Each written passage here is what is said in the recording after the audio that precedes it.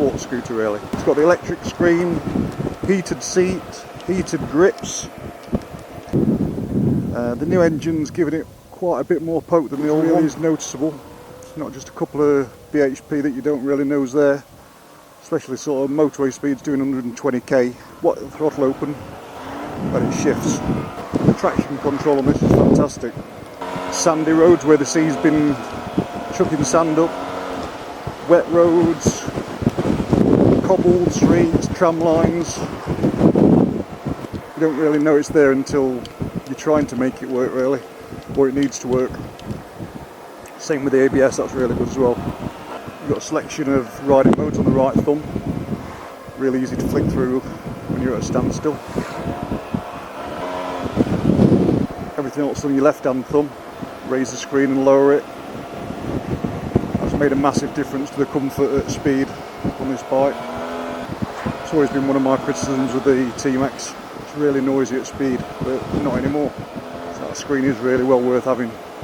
Put it down, look, you'll notice the wind noise straight away. That's only doing 90k. Put it up again, it turns it almost silent. Now, the TMAX is a massive seller in Europe. France, Netherlands, big places for it, Italy.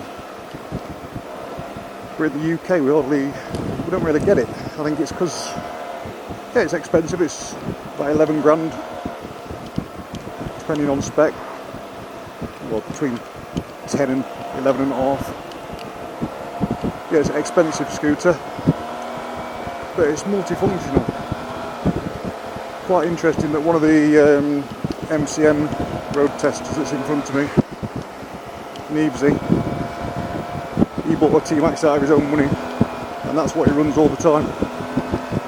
He says his car's not been out since last January, it's just covered up in the garage. He commutes on it, does his shopping on it, does everything on it really. That's testament to how good a bike it is for a scooter. It is a super scooter. Now the only thing for me that sort of puts me off owning one is carrying capacity. I had the TMAX long term last summer and put a 56 litre top box on it, which really helped things. The under seat space is not massive on this, so you can't really pack for a weekend away two up and put it under the seat. You do need some extra storage, but a Jivvy top box, 56 litres, and it gives you just enough to help things. You can also strap something to the back of the seat quite easily if you're not too up, but if you look in front you'll see the exhaust angle on the right hand side there is quite high, so we're using panniers is probably a little bit risky, well, not very risky, but that comes from experience of burning luggage on a Nexus years ago. Really, it's just too high, you'll melt it or set fire to it. Sorry about that to my other half when she lost all her clothes in France.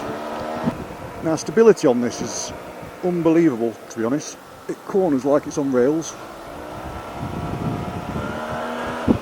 Really well balanced.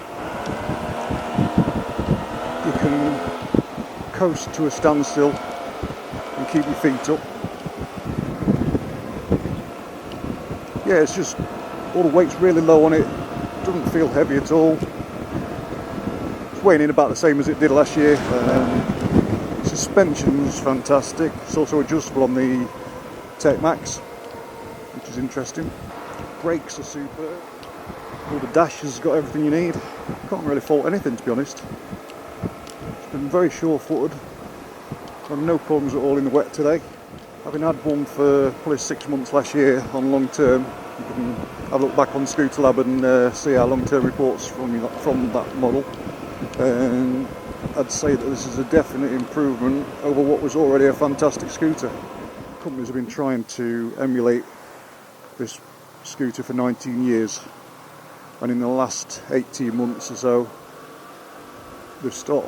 other manufacturers have started to catch up to Yamaha's crown, which is why they've upped the capacity, upped the spec, streamlined the model range from 3 down to 2, which we'll be getting both of in the UK.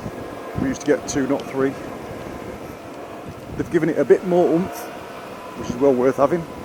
And I'd say they've made a very, very good job of updating it for 2020. At the press launch we were told that a good proportion of the TMAX sales go to existing TMAX owners. It's quite a good brand loyalty thing, and they change up quite often. You also get a lot of new buyers coming in, but there are a lot of people who just change up, which is good. It just shows how good this bike is. But really it should be a scooter that people who've never tried a scooter, always been put off by the perceptions in the UK especially, that a scooter's some kind of effeminate machine. We just don't buy into it like they do in Europe. In Europe this is instead of a car, not as well as. So they're quite happy to spend big money on one. Whereas we're a little bit more conservative with our spending, and we feel like we have to justify spending that sort of money. We can do it for a sports bike. Try and tell your missus you're buying an 11 grand scooter. It's like, what? You're right. But until you've tried one and appreciate what they actually do and how useful they are, then it's hard to have that judgment really. You need to actually give it a go.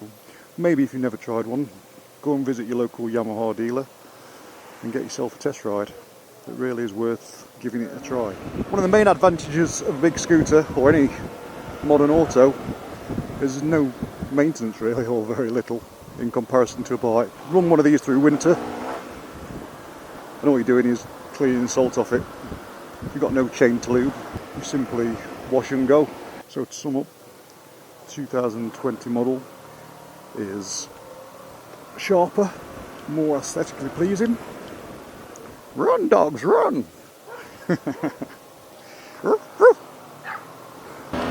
Faster, handles better. Not that there was anything wrong with the handling on the old one, but agile.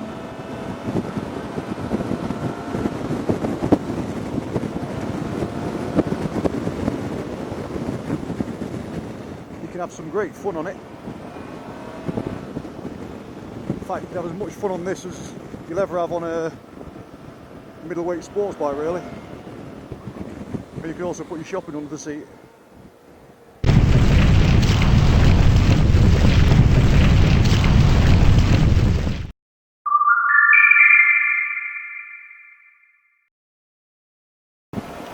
It's got all the gadgets, heated seats, heated screen. No, it's got all the gadgets on the